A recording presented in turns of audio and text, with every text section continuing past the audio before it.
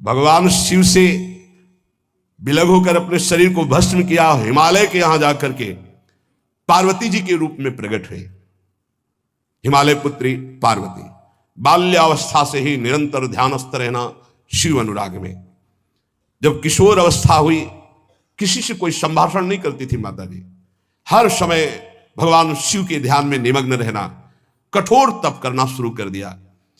जो बिल्व पत्र सूख कर गिर जाते थे, माता जी उसको अपने मुख में रख करके पा लेती। एक बिल्व पत्र, अपर्णा, शरीर सूखने लगा, माता जी का नाम अपर्णा। भारी तपस्या। भगवान शंकर को एकदम बोध हुआ कि सती का जन्म पार्वती के रूप में हिमालय के यहां हो चुका है और वो हमारे लिए कठिन तपस्या कर रही है। तो सप्त ऋषियों को बुलाया और उनसे कहा कि जाओ इनके प्रेम की परीक्षा लो। जानते हैं, सब कुछ जानते हुए भी ये होता है। जैसे लोग कहते हैं भगवान जानते हैं अपने भक्त को, तो परीक्षा क्यों लेते हैं? तो पढ़ाया तो टीचर ने ही है, तो सालाना परीक्षा तो होगी ही कि तुम क्या पढ़े हो। ऐसे ही तुम्हारे प्रेम की परीक्षा होगी। तुम हरि को चाहते हो या हरि की रची हुई माया को? हरि की हुई रची हुई माया में आकर्षित हो गए तो 0 आ जाएगा। और हरि की तरफ देखते रहे, माया से बच गए तो नंबर आ जाएंगे। 100 के 100 आते हैं यहाँ, 98 96 नहीं आते। 2 ही चैप्टर हैं, हरि पसंद कर रहे हो या हरि की माया। हर भक्त के सामने आता है तो प्रायः लड्डू ही खाने को मिलता है। बचता वही है जो मामे वे प्रपद्यन्ते माया में ताम तरंति थे, केवल हरि। पार्वती पहि जाई तुम प्रेम परीक्षा लेहु, गिरिहि पेरि पठयहु भवन दूरी करहु संदेहु। हे सप्तऋषियों, जाओ, हमारी आज्ञा है, पार्वती की प्रेम की परीक्षा लो। यदि पास हो जाए तो उनको तपस्या से निवृत्त करो। बोलो महादेव जी प्राप्त हो जाएंगे। जाओ भवन को चली जाओ, तपस्या की आवश्यकता नहीं। ऋषियों ने जाकर के पार्वती जी को देखा, मानो मूर्तिमान तपस्या विराजमान हो, अस्थिमात्र हुए रहे शरीर, सूखे पत्ते बिल्व के। मुनि बोले, हिमांचल नंदिनी, इतना कठोर क्या प्राप्त करना चाहती हो? किसकी आराधना कर रहे हो? तुम्हारा लक्ष्य क्या है? यदि हम सुनने के अधिकारी हों तो आप कृपा करके बता सकती हैं। पार्वती जी ने कहा, मन बड़ा सकुचाता है आपसे ये बताने में। आप लोग कहीं मेरी हंसी ना उड़ा दें जो मेरा लक्ष्य है। मैंने भी बहुत सिखाने की कोशिश की, लेकिन मेरा मन नहीं मान रहा, हठ पकड़ लिया है। क्योंकि मेरे गुरुदेव ने मुझे जो आकर के बचपन में बता दिया, मैं वही हृदय से स्वीकार कर ली। मनु हठ परा सुनई न सिखावा, चहत बारी पर भीति उठावा। नारद कहा सत्य सुई जाना, बिनु पंखन हम चाहि उड़ाना।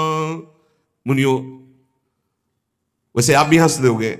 ऐसा लगता है जैसे हम भारी प्रबल धारा में बालू का बांध बनाना चाहती हैं।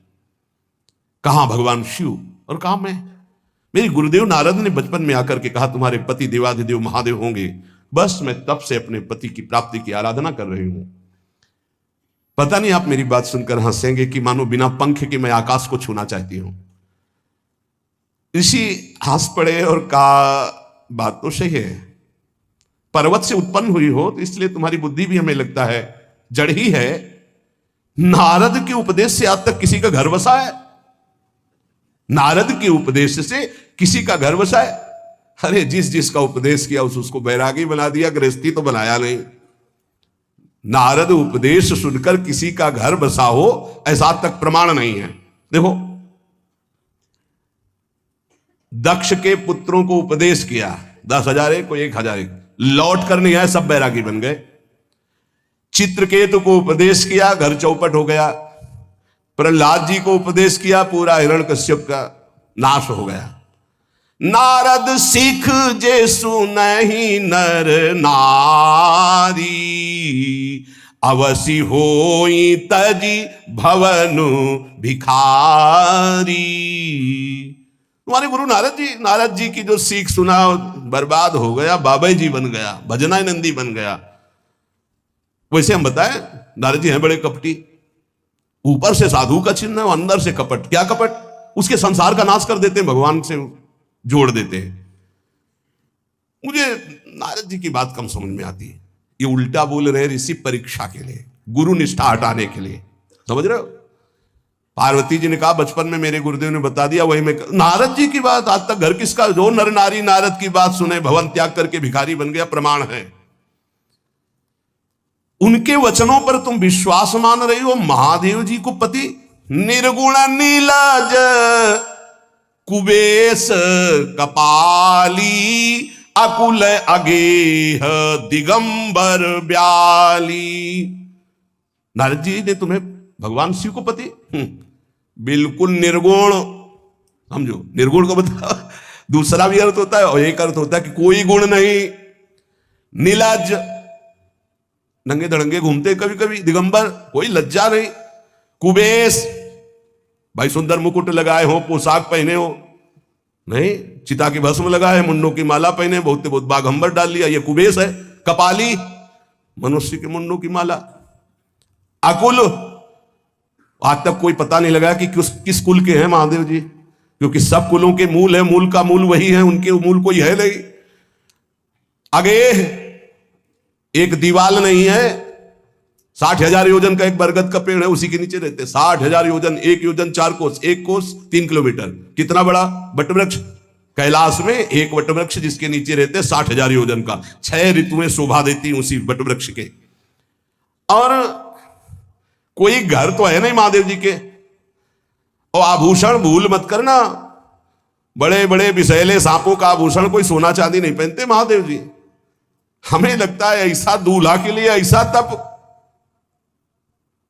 नारद जी ने ठग लिया तुम्हें, पागल बना दिया तुम्हें। देवादिदेव महादेव के सुनो, इन्हीं ने शिक्षा दी थी सती को, ऐसे बौरे पति मिले, आग में जाके शरीर भस्म करना पड़ा। इसलिए हम तुम्हें बता रहे हैं कि बहुत सुंदर दूल्हा हम देख के आए हैं। हम जान गए थे कि तुम तपस्या कर रही हो। हरि का नाम सुना है, बैकुंठ में रहते हैं, बहुत सुंदर हरि है। यदि उनका आप वर्ण कर ले तो सुखी हो जाएंगे। बैकुंठ राजधानी, अब आभूषण उनके क्या कहना, पार्षद सही। ऐसे शिव जो चिता की राख लगाते हैं, सांपों की माला पहनते हैं, मुंडों की माला, सांप का जनेऊ, बाघंबर, हमें तो पसंद नहीं आए। और हमारी बात मान लो, ऐसे के पास स्त्रियां टिक नहीं सकती जिनके घर नहीं, आभूषण नहीं, धन नहीं, कोई भोग सामग्री नहीं, उदासीन, उनको किसी से मतलब नहीं। तो सुनो, हमारा विचार स्वीकार कर लो। अति सुंदर सुचि सुखद सुशीला, गावहि वेद जासु जस लीला, असबर तुम्हि मिलावब आनी। बहुत सुंदर त्रिभुवनपति, बड़े सुशील गुणवान, जिनका यश वेद गाते गाते अघाते नहीं है, कोई दोष नहीं, सद्गुणों के समुद्र, लक्ष्मीपति, वैकुंठाधिपति। तुम्हें कुछ नहीं करना, हां बोलो, वो आएंगे, गरुड़ पे बैठाल के ले जाएंगे, तपस्या करने की जरूरत नहीं। पार्वती जी बहुत हंसी, सुनति विहस्य कहा वचन भगवान। अच्छा अच्छा अच्छा, आपने ठीक कहा कि पर्वत से हमारा प्रादुर्भाव हुआ है, इसलिए आपको यह भी पता होगा कि पर्वत बहुत हठीला होता है, जहां डटा है वहीं डटा रह सकता है। सुनो, पर्वत से सोना भी उत्पन्न होता है, जो आग में जलाने पर भी अपना तेज बढ़ाता है, घटाता नहीं। तुम मेरे गुरुदेव के प्रति ऐसा बोले कि वो जिसको उपदेश करते हुए उसका घर उजड़ जाता है, तो बसौ भवन उजरो नहीं डरो, पर नारद बचन न मैं परिहरऊं। अपने गुरुदेव के एक भी शब्द को मैं नहीं काट सकती, चाहे मेरा जीवन रहे या ना रहे। बसन हमारा और हमारा भवन, हमारा श्रृंगार, हमारा सर्वस्व, ये मिले या ना मिले, पर हमारे महादेव जी मुझे मिले। तुम आभूषणों की, वसन भूषण की बात कर रहे हो, ग्रह की बात कर रहे हो, पद की बात कर रहे हो।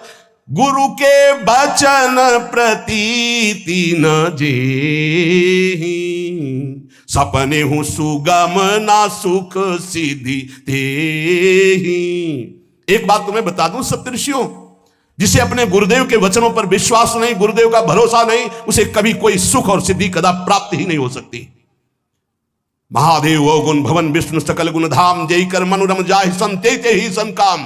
आपने बताया कि महादेव में कोई गुण नहीं है और विष्णु समस्त सद्गुणों के धाम है। मैं मानती हूं, लेकिन मेरा मन महादेव जी से रम गया है। अब तो केवल महादेव जी। पहले मिलते हो सलाह करते तो तुम्हारी बात सुनती, अब तो गुरुदेव नारद जी ने जो उपदेश किया वही मैं करूंगी। अब मैं जन्म संभुहित हारा को गुण दूषण करे विचारा। ये इष्ट निष्ठा होनी चाहिए। अब तो हमारा जन्म आराध्य देव के लिए, अब कौन गुण दोष का चिंतन करे। जन्म कोटि लग रगर हमारी, बरऊ शंभुनता रहूं कुमारी। करोड़ जन्म लूंगी, अगर इस जन्म में महादेव जी ने मिले तो करोड़ जन्म लूंगी, हर जन्म तप करूंगी, पर हमारे प्रीतम होंगे महादेव, पति होंगे महादेव। तजऊ न नारद कर उपदेशु, आप कहीं सत बार महेशु। हजार बार आकर के, सैकड़ों बार आकर महादेव जी भी कहें कि अपने गुरुदेव के वचन छोड़ दो, तो मैं अपने गुरुदेव के वचनों का त्याग करने वाली नहीं। आप जा सकते हैं, बहुत जगत में कुंवारी कन्याएं और कुंवारे वर हैं, उनका ब्याह करा दीजिए। मेरी तो केवल एक ही बात रहेगी, हर जन्म महादेव जी के लिए। समस्त सप्तऋषियों ने साष्टांग दंडवत की और कहा, जगदम्बा आप नित्य शिव की अर्धांगिनी, भगवान शिव ने ही मुझे भेजा था आपकी परीक्षा के लिए। जाओ, भगवान शिव सब जान रहे हैं, ब्याह पक्का, अब आपको तप करने की जरूरत नहीं है। तुम माया भगवान शिव, सकल जगत पितुमात, नाई चरण सिर मुनि चले, पुनि पुनि हर्षत गात। प्रणाम करके सप्तऋषि गए, हिमांचल से कहा, सादर अपनी कन्या को लिवा लाओ और ब्याह की तैयारियां शुरू करो। महादेव जी ब्याह के लिए पहले से ही राजी हैं और समस्त देवता ब्रह्मा जी आदि उनके पास जा रहे हैं प्रार्थना करने के लिए। इधर जब पार्वती जी को लेकर हिमालय अपने घर पे आते हैं, तब भगवान विष्णु, समस्त देवता, ब्रह्मा जी कैलाश पहुंचे, जहां भगवान शिव विराजमान थे। सबने स्तवन किया और कहा, प्रभु बहुत दिन से एक लालसा है, सकल सुरन के हृदय शंकर परम उछाहु, निज नैनन देखा चाहे नाथ तुम्हार विवाह। भगवान विष्णु, ब्रह्मा जी, समस्त देवताओं ने कहा, प्रभु हम सबके मन में एक उत्साह है, आप दूल्हा हो, हम सब बराती हो, आपका विवाह देखना चाहते हैं। प्रभु ये उत्सव देख ले तो हमारा जीवन सार्थक हो गया, आप हां बोलो। कामदेव के मद को चूर करने वाले आपको दूल्हा रूप में देखना चाहते हैं हम सब। स्वामी का स्वभाव होता है सेवक को सुख देना। पार्वती जी ने अपार तप किया है आपके लिए, आप उनको अंगीकार कीजिए।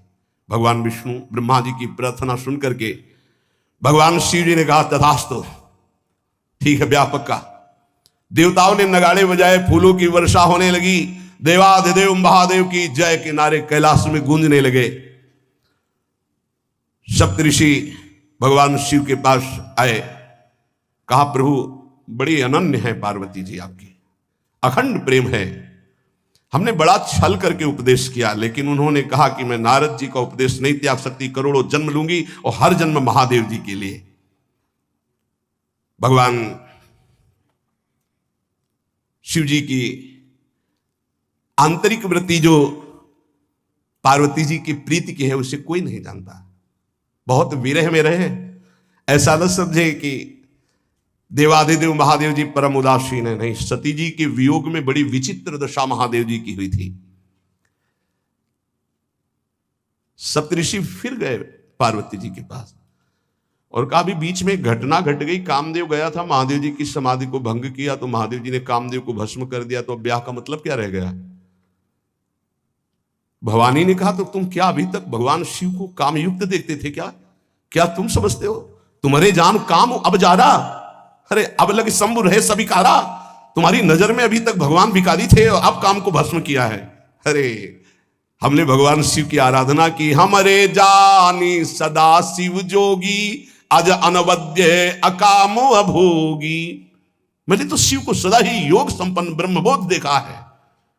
वचन और कर्म से, मन से मैंने यदि भगवान शिव को अपना स्वामी माना है, योगी, अजन्मा, अनिंद्य, काम रहित, भोगहीन, तो निश्चित मुझे प्राप्त होंगे। भगवान शिव के पास फिर सप्तऋषि गए, बोले प्रभु गजब की निष्ठा है, केवल आपके प्रति प्रेम है। ब्रह्मा जी ने लगन रची, सप्तऋषियों को बुलाया और कहा ब्याह दोनों तरफ, ये लड़की पक्ष की लगन, ये वर पक्ष की लगन। ब्याह तय हो गया। दिन नक्षत्र घड़ी, नगाड़े बजने लगे, देवताओं के लिए सुमन वृष्टि हुई। ब्रह्मा जी ने सबको बुलाया, हिमालय ने सबको निमंत्रण दिया। बड़े बड़े पर्वत भेंट लेके आ रहे हैं, बड़े बड़े रसनिधि समुद्र भेंट लेकर के आ रहे हैं। वहां भोजन पान के लिए हिमालय के पास कोई कमी थोड़ी थी, रस की नदियां बह रही थी। विविध प्रकार के रस, विविध प्रकार के फल, विविध प्रकार के भोग वहां सब व्यवस्थित किए जा रहे हैं। ब्रह्मा जी ने कहा देखो, सबसे पहले नारायण की समाज रहेगी, दूल्हे की नहीं रहेगी, नहीं तो गाली ही पड़ेगी। हिमालय के यहां प्रवेश पाने के लिए बारातियों में सबसे पहले नारायण, फिर देवराज इंद्र का परिकर, वायु देवता, अग्नि देवता, सबसे पीछे दूल्हा की बारात। बात तय हो गई। ऐसे ऐसे सब लगे संवारन सकल सुर, वाहन विविध विमान, हो ही सगुन मंगल सुबद, करहि अप्सरा गान। सब अपने अपने वैभव संपन्न सब तैयार हो रहे हैं। बोले महाराज दूल्हे को तैयार किया जाए। शिव ही शंभुगन करहि सिंगारा, जटा मुकुट अहि मोर संवारा, कुंडल कंकन पहिरे ब्याला, तन विभूति पट के हरि छाला, शशि ललाट सुंदर सिर गंगा, नयन तीन उपवीत भुजंगा, गरल कंठ उर नर सिर माला, अशिव वेश शिव धाम कृपाला, कर त्रिशूल अरु डमरु बिराजा, चले बसहा चढ़ी बाजही बाजा, देखी शिवहि सुरत्रिय मुस्काही, बरलायक दुल्हनी जग नाही। दूल्हे की तैयारी हो रही भाई। चिता की भस्म, चिता की भस्म, जैसे पाउडर ले गए, पहले चिता की भस्म लगाई गई। अब जटाएं बांधी गई। जटा ऐसे त्रिभुवन का विनाश जब करना होता, जटा खोलकर जब तांडव करते तो कोई नहीं बचता। जटा कटा संभ्रमम भ्रमण निलंप निर्झरी, विलोलवी चिवल्लरी, विराजमान मूर्धनि, धगत धगत धगत, जो ललाट पट्ट पावके। तीसरा नेत्र मानव विश्व का विनाश करने के लिए उसे पटबंद किए हुए विशाल जटाएं। जटा का तो मुकुट सवाल आ गया। अब जटा बंधे का ऐसे सांप, ये मुकुट सांप, और कुंडल करिया और भूरी भी थी। हाँ, सोने चांदी के लिए डंक मार दे तो बेहोश हो जाओ ऐसे। पहिरे ब्याला, बाजूबंद छोटे फड़ वाले, है कोई पनिहा, कोई दुमहा ऐसे, और ऐसे जनेऊ वासुकी नाग, गले के माला भगवान का विभूत, ऐसा स्वरूप है। और शेर की छाल नीचे, शशि ललाट, द्वितीय का चंद्रमा, शशि ललाट, ये मुकुट द्वितीय का चंद्रमा, सुंदर सिर गंगा, भगवती गंगा, फवारे नहीं उठते जटा के बीच से गंगा जी। नयन तीन, माथे वाला बंद है, दो खुले हैं। उपवीत भुजंगा, जनेऊ वासुकी नाग, गरल कंठ, नीलकंठ विष यहां रोके हुए, और मुंडों की माला, हाथ में त्रिशूल, डमरू बंधा हुआ, नंदिकेश्वर पे सवार। बोले ऐसे दूल्हा के लिए दुल्हन तो त्रिभुवन में नहीं मिलेगी, ऐसा दूल्हा दुल्हन का मिलेगी। अच्छा, दूल्हा सज गया, ब्रह्मा जी ने देखा, बोले महाराज आगे आपकी सवारी। नारायण भगवान उनके चतुर्भुज पार्षद, शोभा सुगंध सौरभ, आगे गरुड़ पे सवार, पीछे हंस पे सवार ब्रह्मा जी अपना परिकर, देवराज इंद्र, भगवान विष्णु जी दूल्हे की तरफ देखे, बोले महाराज विष्णु कहा अस बिहस तब बोल सकल दिशराज, बिलग बिलग होई चलो सब निज निज सहित समाज। कोई भी दूल्हे के पास मत फटको, पीछे रहने दो, सब अलग अलग समाज चलो, नहीं पानी नहीं मिलेगा हिमालय के अगर आगे ये हुई तो। अब तो वर अनुहारी बरात न भाई, हंसी कर हो पर पुरजाई। नारायण ने कहा कि दूल्हा के अनुरूप ही हम सब बराती नहीं भैया, दूल्हा सबसे पीछे, सब बराती क्रम से पहले हम, फिर ब्रह्मा जी, फिर देवराज इंद्र, ऐसे सब। भगवान शिव ने कहा तुम अपने पार्षद सब लिए हो, तो हम बुलाते हैं। श्रृंगी निकाली, जे ही बजाया तो भगवान शिव के पार्षद आ गए। शिव अनुशासन सुनि सब आए, प्रभु पद जलद शीस तिल, जय हो महाराज की आज्ञा करो। अरे बोले विवाह हमारा बहुत दिलों से आओ। घुचप्पा जैसे देखो ना, अगिया बैताल। हाँ अब कैसे शिव के बराती हैं, जरा ये आगे पार्टी तो निकल गई बंदनी। ये जो भगवान शिव ने बुलाया बरातियों को, अपने साथियों को, को मुखहीन विपुल मुख काहू, बिनु पद कर को बहुपद बाहू, विपुल नयन को नयन विहीना, रिष्ट पुष्ट को अति तन खीना। किसी के एक को मुख नहीं, केवल मांसई का पिंड है, और किसी के पूरे शरीर में मुख ही मुख है।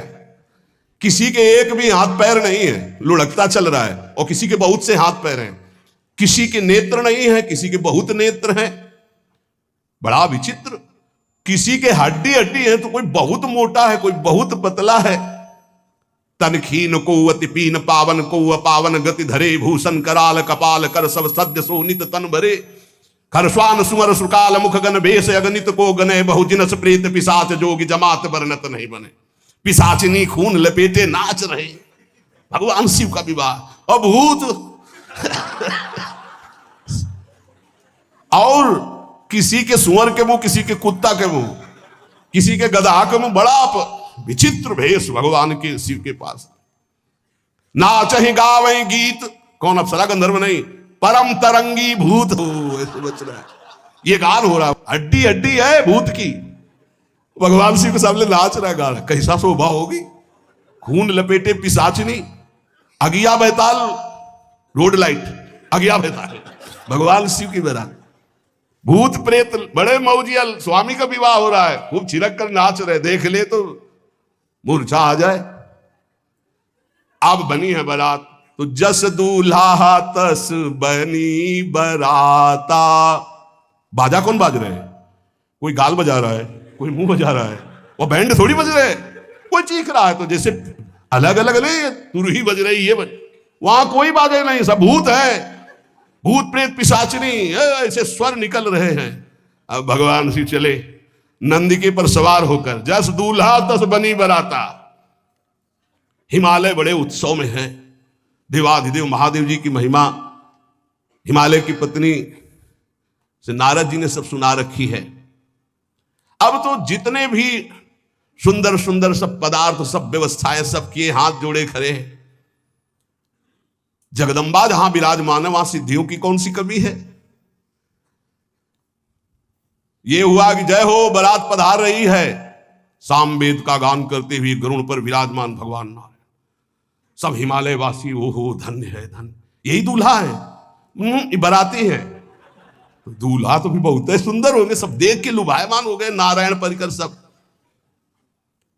पीछे देखा हंस पर सवार भगवान ब्रह्मा जी, चतुर्मुख, वेद सब।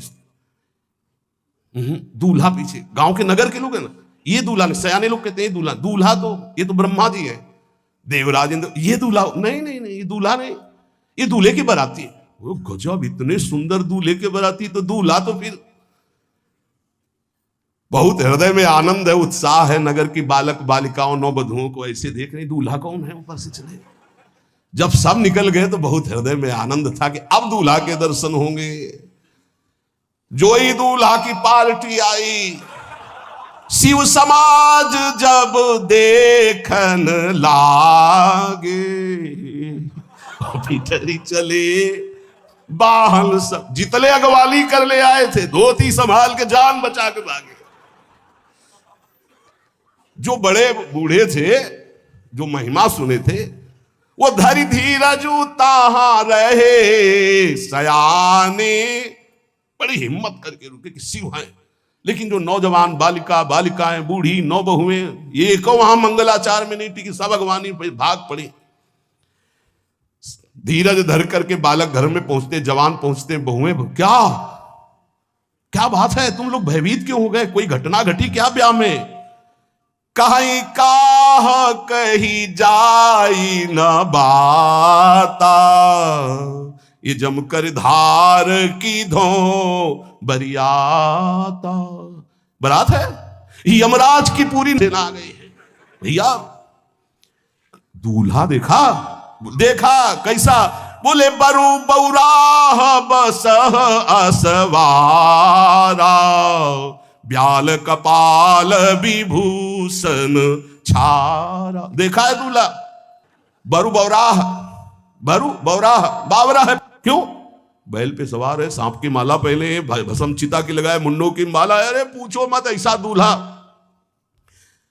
दूल्हे के शरीर तन छार, ब्याल कपाल भूषण, नगन जटिल भयंकरा, संगभूत प्रेत पिशाच जोगिल बिकट मुख रजनी चरा।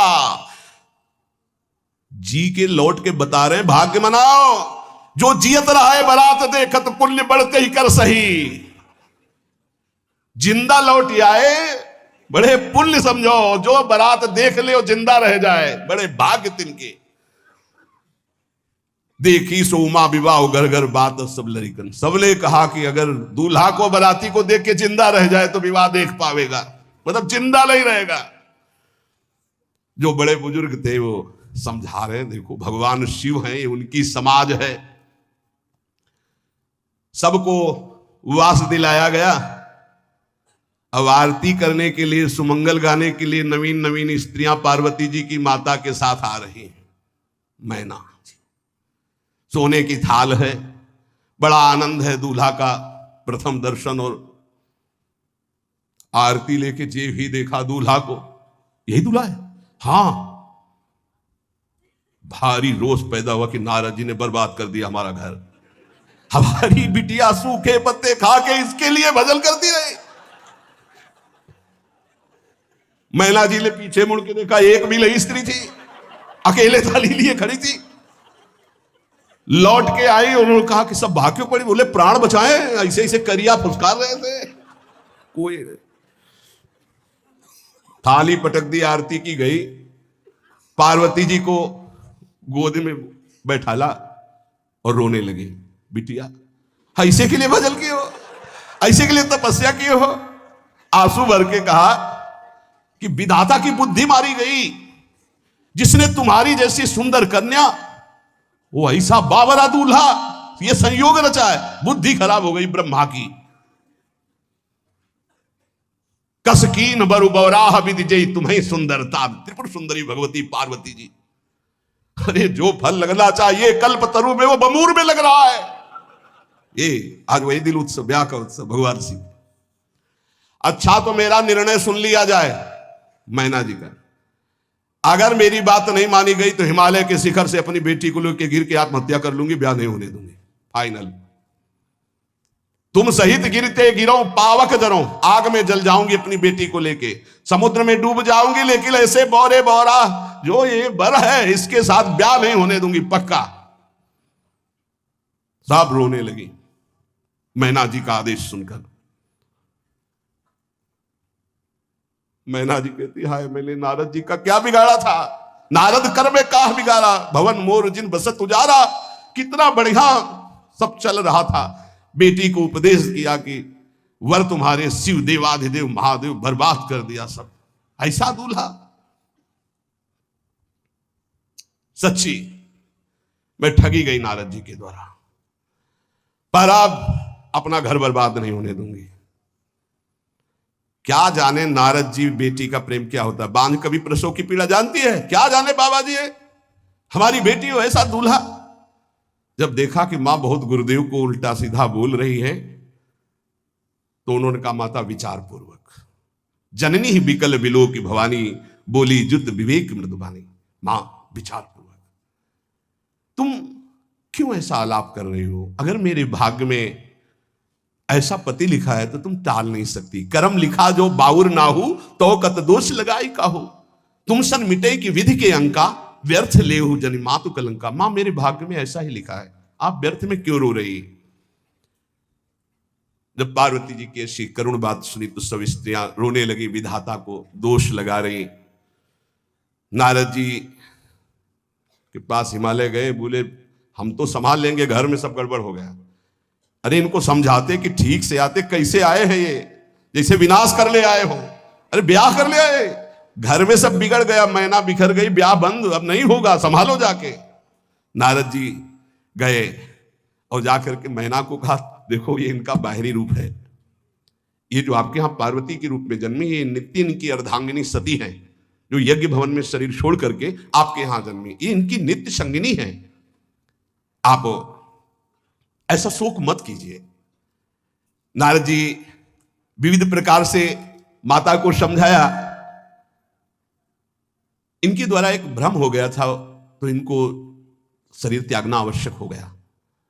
जब भगवान श्री राम सिया जी के लिए हे खग हे मृग हे मधुकर श्रेणी तुम देखी सीता मृग नैनी ऐसा पुकार रहे तो भगवान शिव ने प्रणाम किया और सती जी के मन में संशय हुआ। सती जी ने सीता वेश धारण किया। जब भगवान शिव ने जाना तो उसी समय त्याग कर दिया था कि अर्धांगिनी रूप में अब कभी स्वीकार नहीं करो, क्योंकि पूज्य माता का रूप आपने धारण किया। तो मूल बात यह थी, इसीलिए योगाग्नि में जाकर शरीर को भस्म कर दिया और आपके यहाँ पार्वती जी के रूप में जन्मी है। जब नारद जी ने बताया कि आप बिल्कुल धैर्य रखिए, भगवान शिव का वैभव आपने देखा नहीं, ये इनका बाहरी रूप है, समझाया मैना को तसल्ली। बोले अभी दूल्हा रूप आपको दिखाते हैं, आप चुप रहिए। तब मैना के हृदय में कुछ शांति हुई। जितने गांव के नगर के सब लोग थे सबको सूचना पहुंची, डरो मत, भगवान शिव है, ये लीला कर रहे हैं। अभी नारद जी गए और बोले विवाह करना है कि नहीं करना। शंकर जी से कहा, बोले आए इसीलिए, बोले ये सब बंद करो आप, ये रूप से विवाह होता है, वह हमारी सारी जो बिचौलिया में पीट रहे हैं, उधर जाओ तो उधर, ये रूप हटाओ। बोले कौन सा रूप धारण करें। दूल्हा रूप धारण करो। भगवान शिव ने जे भी, बहुत सुंदर शिव है, कर्पूर गौरम जैसे चिदानंद, 16 वर्ष की अवस्था, हाथ में दर्पण और अद्भुत मुकुट धारण किए हुए, जटाएं ढकी हुई, गौरवर्ण, वो सुंदर रूप जो देखे सो मोहित हो जाए। ध्याये नित्यम महेशम रजति किरणिमं चारु चंद्रावतन सम। कैसा सौंदर्य रूप महादेव जी का। चलो अब जो देवनार के लिए सब शुभ नववधुएं सब मैना जी को बुलाया, देखो दूल्हा आ रहे हैं, एक एक कदम ऐसे चल रहे, संभाल संभाल के जैसे चलना सीख रहे हो। तांडव करने वाले चरण है, पर नारद जी ने अब नहीं, नव किशोर अवस्था, हाथ में दर्पण, वो सुंदर रूप भगवान शिव का, एक एक कदम बारात में जो देखे सो मोहित। मैना ने कहा हो अहो भाग्य, ऐसे दूल्हा। बोले वही हैं जो नंदी पे सवार थे, इनके स्वरूप को जानना बड़ा कठिन है।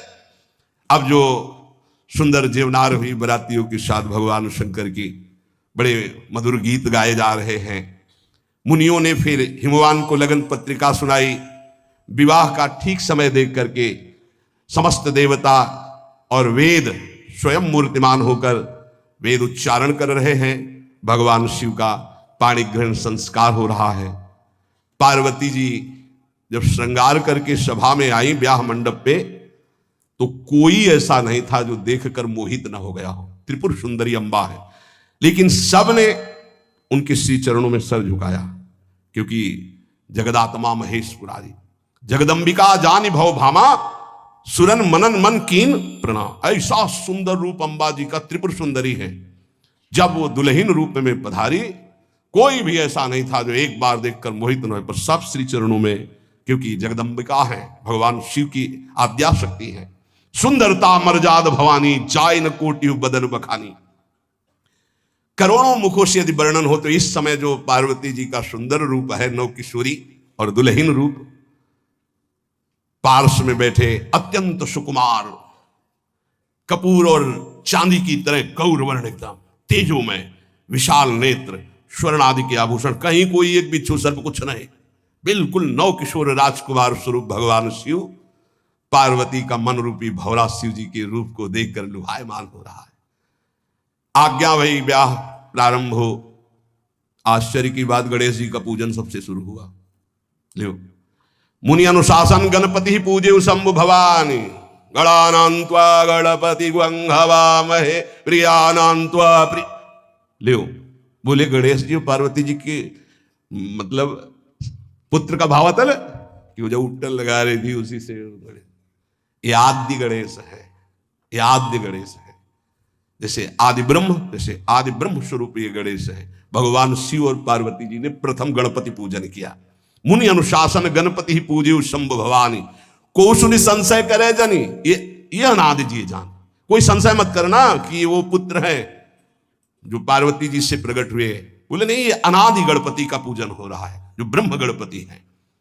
जस विवाह कै विधि श्रुति गाई, महामुनिन सो सब करवाई, गही गिरीश कुश कन्या पानी, भवई समर्पी जानी भवानी। पाणी ग्रहण संस्कार किया, कन्यादान, ये बहुत बड़ा गृहस्थ धर्म में परम पावन है। देखो, जो हमारी पूर्व धर्म मर्यादा की संस्कृति कितनी पावन संस्कृति है, जिसको आज हम भूलते चले जा रहे हैं, मनमानी आचरण करते चले जा रहे हैं। इसलिए गृहस्थ भी सुख में नहीं रह गया है। गृहस्थ अगर धर्म के अनुसार हो तो उसको परम पद की प्राप्ति होती, परम मंगल होता है। बहुत, ये जो हमारी धर्म मर्यादा है बहुत सुख देने वाली है, लेकिन इसका प्रतिदिन उल्लंघन ही होता जा रहा है। न माता से मतलब, न पिता से मतलब, मनमानी आचरणों से मतलब, जो मन जैसे आवे वैसे बहे, ये हमारी धर्म मर्यादा। देखो स्वयं भगवान कैसी मर्यादा है, पानी ग्रहण कर रहे, कुछ जल मंत्र, ब्रह्म ऋषि साक्षी, फिर पानी ग्रहण। पानी ग्रहण जब कीन महेशा, ये हर से तब सकल सुरेशा। वेद मंत्र मुनि बर उच्चरहि, जय जय जय शंकर सुर करहि। बाजहि बाजन विविध विधाना, सुमन वृष्टि नभ भय विधि नाना। जिस समय पाणी ग्रहण भगवान देवादिदेव महादेव रंबा पार्वती का हुआ, समस्त देवता मुनिगण वेद मंत्र उच्चारण करते हुए जय हो जय हो जय हो, विविध बाजे बज रहे, पुष्पों की वर्षा हो रही। हर गिरिजा कर भयउ विबाहु, सकल भुवन भरी रहा उछाहु। भगवान शिव और पार्वती जी का विवाह संपन्न हुआ। बहुत कुछ श्री चरणों में भेंट रख करके हिमांचल ने प्रार्थना की, प्रभु आप तो कृपा के समुद्र हैं, अगर मेरी पुत्री से कभी कोई गलती हो जाए तो क्षमा करना। नाथ मामम प्रांशम ग्रह किंकरी करेहु, क्षमेउ सकल अपराध होई प्रसन्न वरुदेव। हे शिव, आपसे एक ही प्रार्थना है, मेरी पुत्री अबोध है, कभी कोई गलती कर दे तो हे नाथ मैं क्षमा चाहता हूं, मेरी पुत्री से कभी आप रुष्ट मत होना।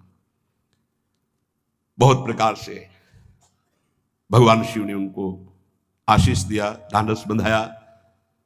फिर भगवान शिव और उमा आनंद पूर्वक कैलाश पधारे। चरित सिंधु गिरजा रमन, वेद न पावहि पारु। बरने तुलसी दास किमि, अतिमति मंद गवा। कह रहे भगवान शिव की महिमा को तो वेद नहीं पार पा सकते। गोस्वामी तुलसीदास जी कह रहे मैं भला उस महिमा को कैसे गा सकता हूं, मैं तो गवार बुद्धि का हूं। भगवान शिव और माता पार्वती जी आज भी अब भी कैलाश में विराजमान है। हर गिरजा विहार नित नयऊ, यही विधि विपुल काल चल गए हो। भगवान शिव और पार्वती का जो मंगलमय विवाह सुनेगा, भगवान के चरणों में प्रीति, समस्त पापों का नाश होकर हृदय की निर्मलता, हरिहर में प्रीति निश्चित प्राप्त होती है। क्योंकि ये परम वैष्णवाचार्य, परम बोध संपन्न जगत गुरु भगवान शिव की लीला हृदय के अहंकार को मिटाती है। ये अहंकार के अधिष्ठात्र देवता है भगवान शिव, और जब तक अहंकार रहता है तो हरि के चरणों में या प्रियाजू के चरणों में प्रीति नहीं होती। सुनहु राम कर सहज स्वभाव, जन अभिमान न राखे काहू। तो भगवान शिव जिस पर कृपा करते तो अहंकार का अपहरण कर लेते हैं और दैन्य भरी भक्ति हरि के चरणों में हो जाती है। इसीलिए भगवान श्री राम अपनी अयोध्या वासियों से हाथ जोड़कर कहा, और एक गुप्त मत सबई कहाऊं कर जोरी, शंकर भजन बिना नर भगति न पावे मोरी। भगवान शिव और पार्वती का ब्याह संपन्न हुआ, आज भी कैलाश में नित्य विहार करते हुए विराजमान है। ऐसे उनके चरणों को प्रणाम करके अपने आराध्य देव के चरणों में प्रीति मांगते हैं। नमः पार्वती पतये हार हार हार महादेव। जय जय श्री राम।